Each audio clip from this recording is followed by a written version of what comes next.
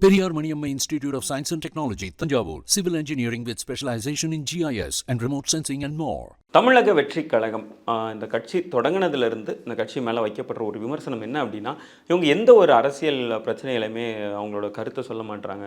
இவங்க ஜஸ்ட் வந்தாங்க, வந்து ஒரு அறிக்கையை மட்டும் விட்டு போயிடுறாங்க. எல்லாமே ஜஸ்ட் ஒரு அறிக்கையிடுற ஒரு கட்சியாக தான் இருக்குது. ஒரு சாதாரண என்ன சொல்கிறது, ஒரு பர்த்டே விஷாக இருக்கலாம், இல்லை ஒரு அன்னையர் தின வாழ்த்துக்களாக இருக்கலாம். இந்த மாதிரியான வாழ்த்தை மட்டும் சொல்லிட்டு போயிடுறாங்க. வெறும் அறிக்கையிடுற ஒரு கட்சியாக இருக்குது, செயல் பெரிய லெவலில் இல்லை அப்படின்ற ஒரு விமர்சனம் இருக்குது. இப்படி இருக்க 2024 நாடாளுமன்ற தேர்தலில் அவங்க எந்த வகையிலும் போட்டி போடலை அப்படின்றத முன்னாடியே தெளிவாக சொல்லியிருந்தாங்க. இப்போ அந்த தேர்தல் முடிஞ்சிருச்சு, தேர்தல் முடிவும் வெளியாகிடுச்சு. வெளியானதுக்கப்புறம் 2-3 வாழ்த்து செய்திகளை பதிவிட்டிருந்தாங்க. அந்த 2-3 வாழ்த்து செய்தியில் தான் இப்போது பேசு பொருளாக மாறி இருக்குது.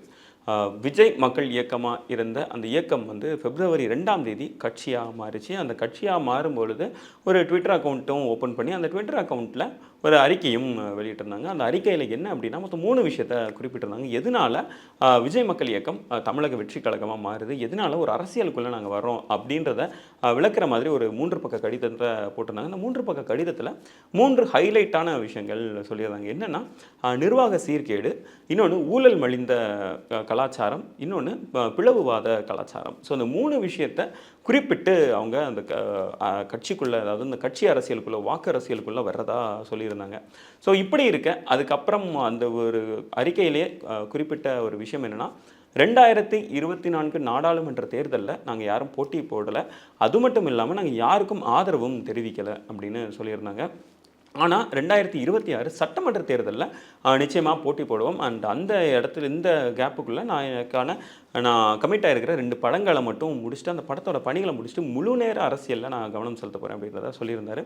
இந்த அறிவிப்புக்கு அப்புறம் அவங்க கண்டினியூஸாக 1-2 இடத்துல அந்த ட்விட்டர் அக்கௌண்ட்டும் இல்லை அந்த இன்ஸ்டாகிராம் அக்கௌண்ட்டும் 1-2 இடத்துல கொஞ்சம் ஒரு பதிவிடுறதையும் நம்மளால் பார்க்க முடிஞ்சது. அந்த பதிவு அரசியல் ரீதியான ஒரு பதிவாக இருக்குமான்னு கேட்டால் இல்லை அப்படின்னு தான் சொல்லணும். அந்த பதிவு எல்லாமே ஒரு பிறந்தநாள் வாழ்த்து பதிவாக இருக்கலாம். குறிப்பாக மு.க. ஸ்டாலின் அவர்களோட பிறந்தநாளைக்கு ஒரு வாழ்த்து தெரிவிச்சிருந்தாங்க. எடப்பாடி பழனிசாமி அவர்களோட பிறந்தநாளுக்கு ஒரு வாழ்த்து தெரிவிச்சிருந்தாங்க.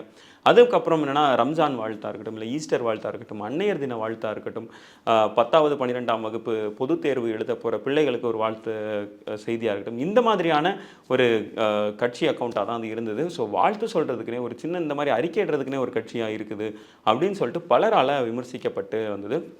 இதுலேயும் ஒரே ஒரு இடத்துல அவங்க ஒரு பொலிட்டிக்கல் ஸ்டேட்மெண்ட்டை விட்டுருந்தாங்க. என்னென்னா, சிஐஏக்கு எதிராக அவங்க ஒரு இதை சொல்லியிருந்தாங்க. அந்த சிஐஏக்கு எதிராக நம்ம இந்த சிஐஏ நிறைவேறக்கூடாது அப்படின்ற மாதிரியான ஒரு அறிக்கை இருந்தாங்க. அந்த அறிக்கை வந்து வெறும் 5 லைனில் தான் இருந்தது. ஸோ இது வந்து ஒரு பெரிய விமர்சனமாக எழுந்தது. எதனால் அப்படின்னா, இவ்வளோ பெரிய இஷ்யூவுக்கு நீங்கள் வெறும் 5 லைனில் தான் ஒரு அறிக்கை இடுவீங்களா? இதில் எந்த ஒரு, அதுவும் குறிப்பாக என்னென்னா, மத்திய அரசு அப்படின்ற ஒரு பெயரோ, இல்லை மத்திய அரசு ஆள்ற பாஜக அப்படின்ற அந்த ஒரு பெயரோ அதை இடம்பெறலை.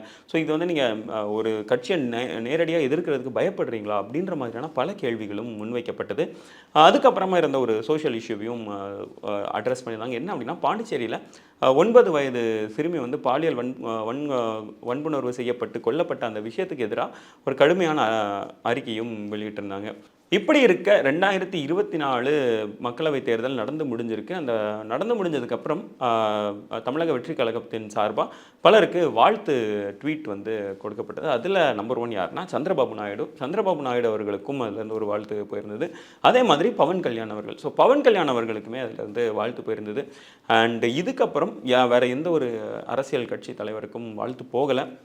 குறிப்பாக அதிக இடங்களை வென்ற பாஜக தலைவர்களுக்கோ, இல்லை 2வது இடத்துல அதிகமாக இடம் பிடிச்ச 2வது இருக்கிற காங்கிரஸுக்கோ, இல்லை அகிலேஷ் யாதவோட சமாஜ்வாடி பார்ட்டிக்கோ, திமுகவுக்கோ யாருக்குமே வாழ்த்து போகலை அப்படின்ட்டு பெரிய லெவலில் பேசப்பட்டது. எதனால் இது அப்படின்ற ஒரு விவாதமும் தொடங்கிட்டு இருந்தது.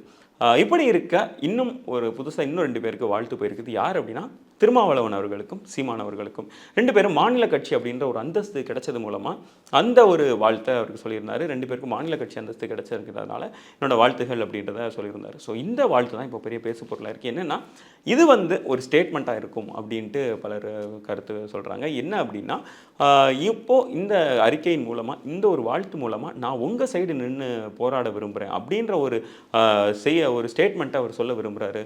நான் வந்து அரசியலுக்கு வந்தாலும் நீங்கள் எனக்கு எதிரி கிடையாது அப்படின்ற ஒரு விஷயத்தை அவர் இந்த அறிக்கையின் மூலமாக சொல்ல விரும்புகிறார். இதுதான் அவர் சொல்ல வர அந்த பொலிட்டிக்கல் ஸ்டேட்மெண்ட் அப்படின்னு குறிப்பிடுறாங்க. அதே மாதிரி இவர் வந்து வாழ்த்து சொல்லாத கட்சிகள் அப்படின்னு பார்த்தோம் அப்படின்னா, முக்கிய பிரதான கட்சிகள் அப்படின்னு பார்த்தோம் அப்படின்னா திமுகவாக இருக்கட்டும், இல்லை பாஜகவாக இருக்கட்டும், காங்கிரஸாக இருக்கட்டும். ஸோ அவர் வரப்போகிற அரசியல் வந்து இந்த 3 கட்சிகளை எதிர்த்து தான் இருக்க போகுது அப்படின்றதையும் இந்த ஒரு வாழ்த்து மூலமாக அவர் தெரிவிக்க விரும்புகிறாரு அப்படின்னு பலர் சொல்லியிருக்கிறாங்க. ஸோ இது மூலமாக இந்த சீமான் அண்ட் திருமாவளவன் அவர்களோட கூட்டணி வைப்பாரா அப்படின்ற ஒரு விஷயமும் போயிருக்குது. அண்ட் இந்த ஒரு கேள்வி சீமான் அவர்கள்ட்டையும் வைக்கப்பட்டது. நீங்கள் வந்து விஜய் அவர்களோட கூட்டணி வைப்பீங்களா அப்படின்னு கேட்டதுக்கு அவர் போன வருஷம் ஒரு விஷயம் சொல்லியிருந்தார். என்ன அப்படின்னா, நான் எதுக்கு அவரோட கூட்டணி வைக்கணும், வேணா அவர் என்ன ஆதரவு தர சொல்லுங்கள், நான் தனித்து தான் போட்டியிடுவேன் அப்படின்ற ஒரு விஷயத்த சொல்லியிருந்தார். அண்ட் அண்மையில் ஒரு ப்ரெஸ் மீட்டில் அவர் சொல்லியிருந்த ஒரு விஷயம் என்ன அப்படின்னா, விஜய் அவர்களோட கட்சி தொடக்க மாநாட்டில் அழைப்பு விடுத்தா நீ கலந்துப்பீங்களா அப்படின்னு கேட்டதுக்கு, கண்டிப்பாக கலந்துப்பேன், இதில் ஒன்றும் பிரச்சனையே கிடையாது, என்னோட சேர்ந்து போராடுற யாராலும் என் கூட வாங்க அப்படின்ற மாதிரி அவர் சொல்லியிருந்தார். ஸோ இந்த வாழ்த்துகள் மூலமாக அவர் என்ன சொல்ல விரும்புகிறாரு அப்படின்றது வந்து இன்னுமே ஒரு அசம்ஷனாக தான் இருந்து வருது. இதில் இந்த வாழ்த்து மூலம் வந்து ஒரு ஸ்டேட்மெண்ட்டை சொல்ல விரும்புகிறாரா, இது மூலமாக நான் வந்து உங்கள் சைடில் நின்றுட்டு இருக்கிறேன் அப்படின்னு சொல்ல விரும்புகிறாரா, இது மூலமாக நான் யாருக்கெல்லாம் வாழ்த்து சொல்லலையோ அவங்களுக்கு எதிர்த்து தான் நான் அரசியல் பண்ண போகிறேன் அப்படின்றத சொல்ல விரும்புகிறாரா அப்படின்றது வந்து அவருக்கு மட்டும்தான் தெரியும். அண்ட் இதுக்கு அப்புறம் என்ன நடக்குது அப்படின்றத பொறுத்து இருந்து தான் பார்க்கணும். Periyar Maniamma Institute of Science and Technology, Tanjavur, Civil Engineering with specialization in GIS and remote sensing and more.